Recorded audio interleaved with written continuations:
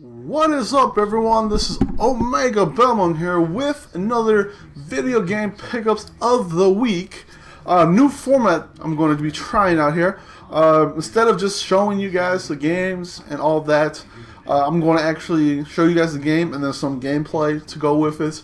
Just because I think that's a better format. I just like that better, and it'll add a little bit more time to instead of just being just a few minutes. I mean, this week has been a slow week for games. Of course, there's nothing retail-wise that's coming out. So we have seen some games from the PlayStation Network store that's come out, but other than that, let's get started here.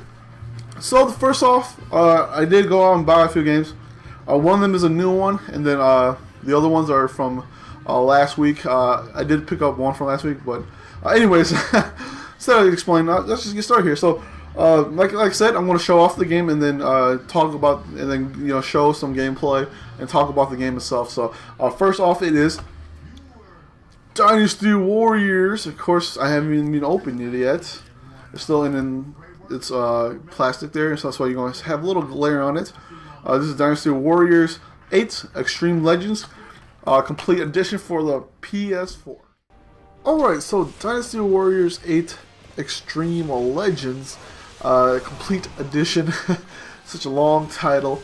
It is pretty much what it is. It's Dynasty Warriors 8.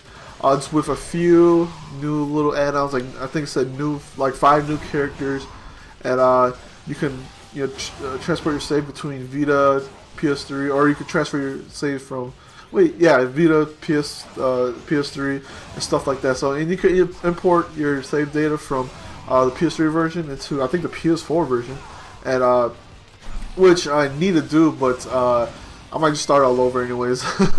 So that's pretty cool. That's a cool little fact you can do. Going between different. If you do have all 3 platforms, you could swap between all 3 platforms. But it is what it is. I mean, there's really nothing I can talk about other than its graphical improvements. I mean, you have it looks a little better. It doesn't look like something like we see like Infamous Second Son or anything like that.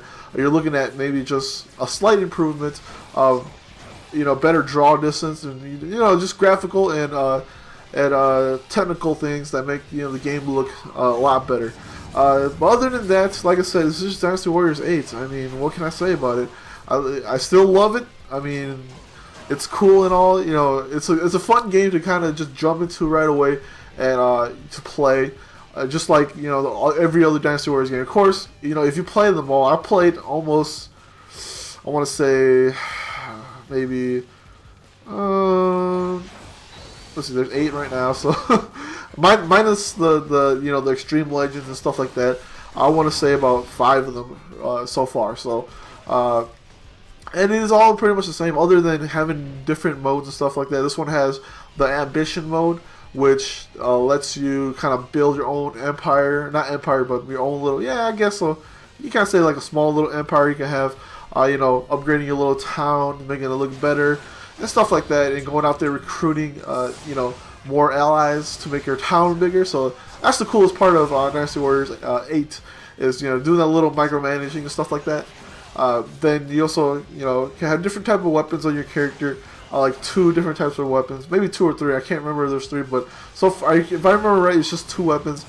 His main weapon and then a second weapon, and then each weapon has a stat that kind of offsets another stat. From like pretend I'm fighting against a character that has a stat that's weak to mine. I do more damage, but if he has a weapon that has a better stat, like earth, water, stuff like that, that type of element, he could like. I'll do less damage to him, and I won't be able to touch him at all, or actually knock him back. I could damage him, but I can't like do knockbacks and stuff like that. He could actually hit me, and it causes damage to me, a lot more damage. So switching in between different weapons, that kind of plays a key into it. Other than that, Dynasty Warriors Xtreme Legends 8 does have all the characters unlocked already. You don't have to play through the story mode and all that to unlock it. So that's the coolest thing. My dad loves playing Dynasty Warriors 8. That's the reason why I buy them almost every year. Because sometimes we'll just sit down like, I was going to play Dynasty Warriors 8. And then he'll just be playing Dynasty Warriors 8. And it's cool that Xtreme Legend actually lets you have all the characters. Of course, I'm picking this character. If you can see from the gameplay here, I'm using this character because just the fact that he's kind of cool, and his moveset isn't that great. It doesn't combo that well into each other. It doesn't do a lot of damage, but I do like the fact that his stance, he's like a samurai type stance with one of his hand by his sword and his hilt and stuff like that. So that's pretty. I love that. I love this stance. I'm waiting for like a Samurai Warriors. Hopefully we see a Samurai Warriors soon. Hopefully, I know they're putting one for the PS3. I think so. Samurai Warriors, whatever Samurai Warriors are on. The last Samurai Warriors game I played was 2, and I'm pretty sure there's only been like 2 or 3. I know something came out for the Wii, and something never made it to the US. So that's pretty. I'm more of a fan of Samurai Warriors than Dynasty Warriors, because they actually have cool little increments like going into going into places and fighting in there. So I love that stuff. It kind of gets tedious, but whatever. It changes up the formula a little bit, and it has samurais. So anyways, this is pretty much it for Dynasty Warriors. Just a little bit of gameplay, and of course you can see from actually top. I'll make this the bigger screen for gameplay. So the next one up would be, I want to say, either Ragnarok Ace or the Witch. Let's see. Why do they have such long names? Witch and the 100 Knights. And next up, it is The Witch and the 100 Knights for the PS3. This one's by NIS America, or NIS America, and it does come with, if you pre-ordered it, you get this cool little soundtrack that comes with it. It has about 21 tracks, probably all of its soundtrack in this little thing here. So this is Witch and the 100 Knights for the PS3. So The Witch and the 100 Knights, it's a weird game. It's, like I said, it's made by NIS America, or NIS, NIS, Nippon Ichi Software, I think that's what the whole name is. But the guys who done, the people who done the Sky and any other games by NIS, of course. This one's a little weird. I want to say it's an action RPG, kind of like the vein of like Diablo and stuff like that, where you kill enemies, and it's all real time, and you go out there pressing square, whatever the attack button is, you press it and then you combo it up. The cool part of it is actually when you do combo, when you equip different weapons, you equip different weapons in different slots. It actually does like pretend there's 4 slots or maybe 5. Each one has a different slot. So I put sword, spear, axe, and a hammer. So it goes, when you combo them, when you chain them together or do a combo, it goes, you hit first with a sword, then a spear, then a axe, and then a hammer. So it's pretty cool. That's pretty cool. So it changes that up a bit. You do have a dodge button, of course. You're dodging around, kind of like the Ease, I guess, series. I think it's more like that one. And then you also have your cool little stats and things like that. One thing I do want to talk about is the beginning of the game is very, very, very slow.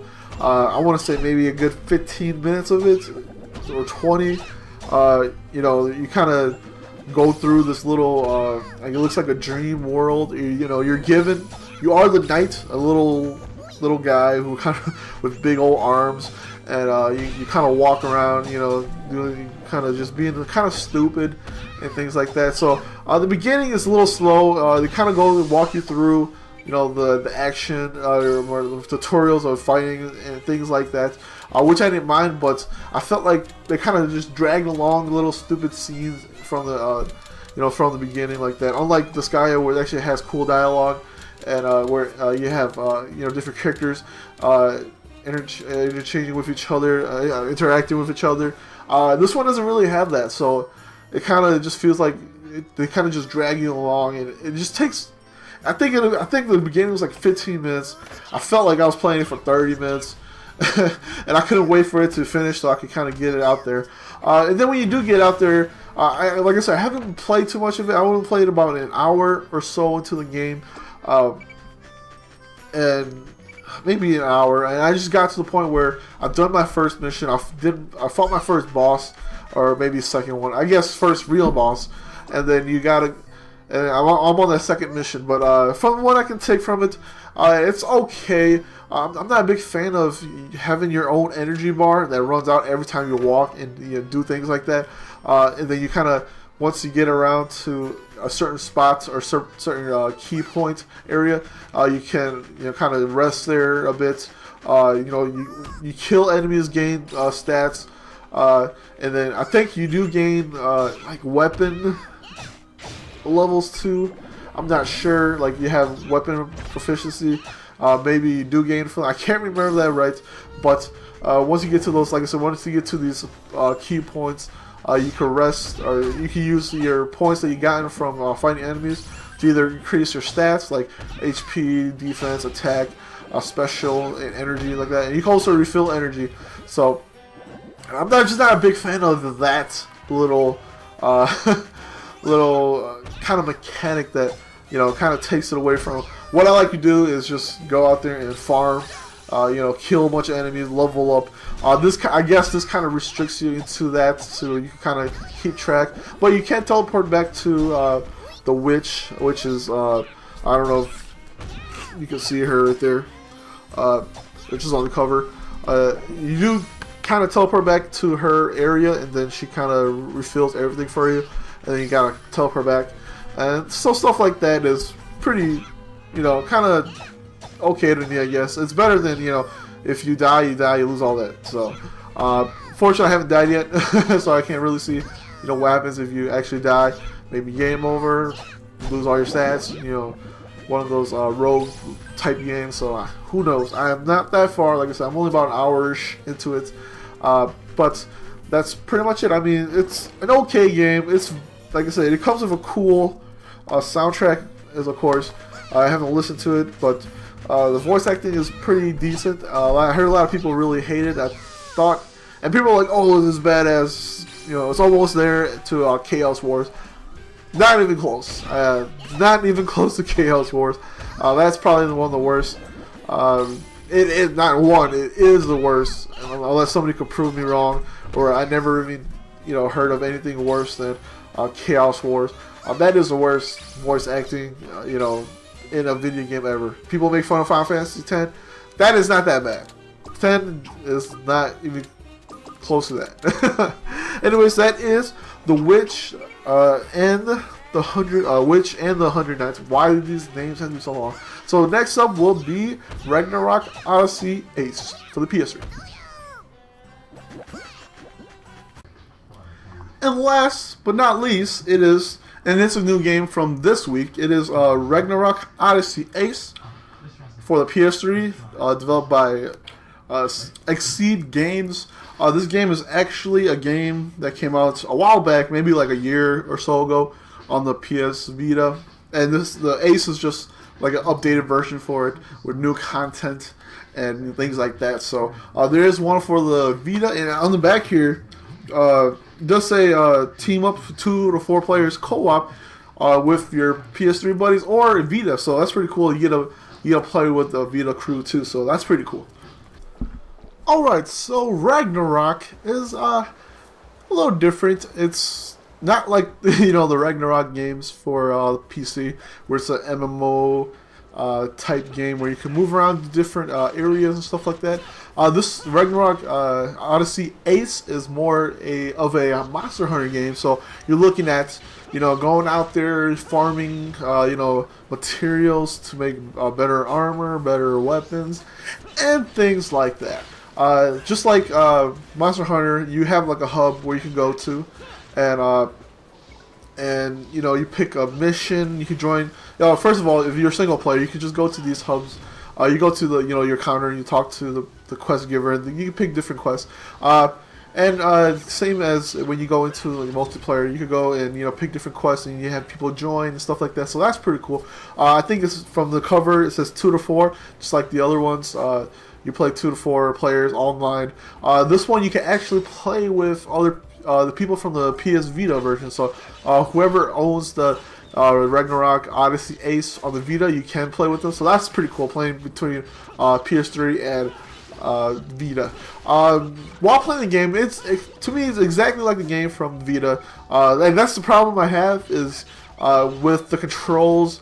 Everything is fine except for the targeting system. Unlike other games where you have different L3, R3, or L1 or something like that to target different enemies. In Ragnarok Odyssey, you actually have to use the diagonal buttons here to target your enemies. I'm not a big fan of that because you have to let off your your character movements and then to target and then put it back. To me, that's just not a lot of work, but it just kind of ruins the fact that you have to dodge and then hit it real quick and then go back to it. I don't know. I just feel like if they mapped it to like L2 or R2, that would have been cool. Granted, you could probably L2 and R2 and then to lock L2 then to move to different targets. You could use left and right, but to target them, it's just a little weird like that. To even target like an easy mob. Other than that, like I said, you do have the monster hunter type game. You go in there, you have a certain amount of enemies you have to defeat or bosses you have to fight. And then you gotta collect items. You gotta collect certain types of items and things like that. Each map is usually mapped off to different, zoned off to different parts, and there's different parts of the map you can't go to because of the quest you're on. So, and then there's quite a lot of enemies. There's always, like I said, there's boss fights. Graphically, the game looks okay. It looks probably a little bit better than the one on the Vita, slightly, not much. Just like Dynasty Warriors 8 for the PS4. It's just like a little bit better, not by much, but technical sides, that's probably where it probably adds up to being a better game. But other than that, to me, it's an okay game. You're looking at, like I say, if you played it already, you probably don't have to rebuy this game.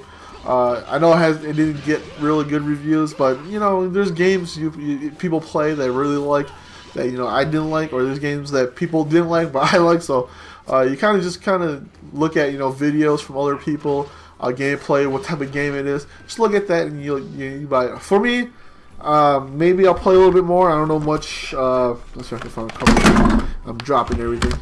There isn't much for me to go on from here. Like I said, I did play a good 20.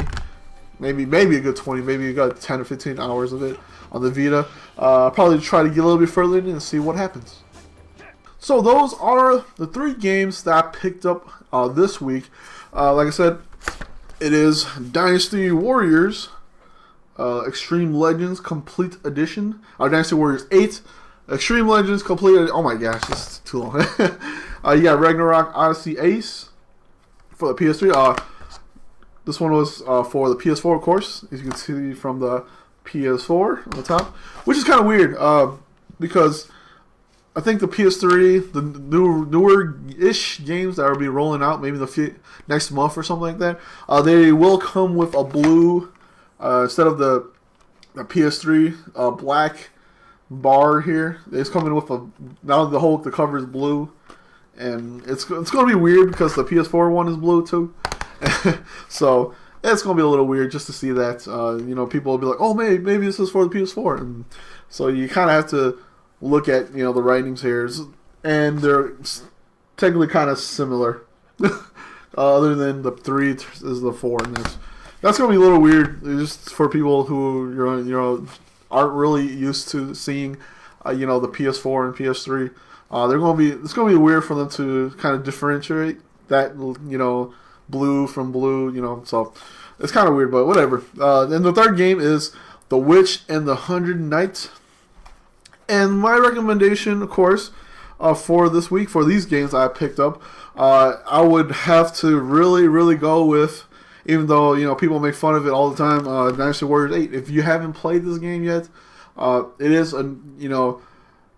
it's an awesome game. as always, Dynasty Warriors games are usually, for me, really good. Just a good game to, play. If you don't want to play a game for, 15, 20 minutes, if you want to play a game for 15, 20 minutes, that's a really good game to play. Jump on, live up your character for a bit, and then jump off, and my phone is going off. So, anyways, that is it for my video game pickups of the week. Not too much. I did pick up Towerfall as an extension for the PS4, but I haven't even played that yet. I've been pretty much playing DC Universe Online, waiting for the new DLC. Woo! But that is it for this week. As usual, go ahead and subscribe to my channel if you guys like any of my videos. Go ahead and check out my other videos. And don't forget to put a comment down, talk about games, whatever you guys want to talk about. Preferably games, because this is a game video. So, but whatever you guys want to talk about, go ahead and put it down there. Anyways, I'll see everybody in 2 weeks for another video game pickup of the week.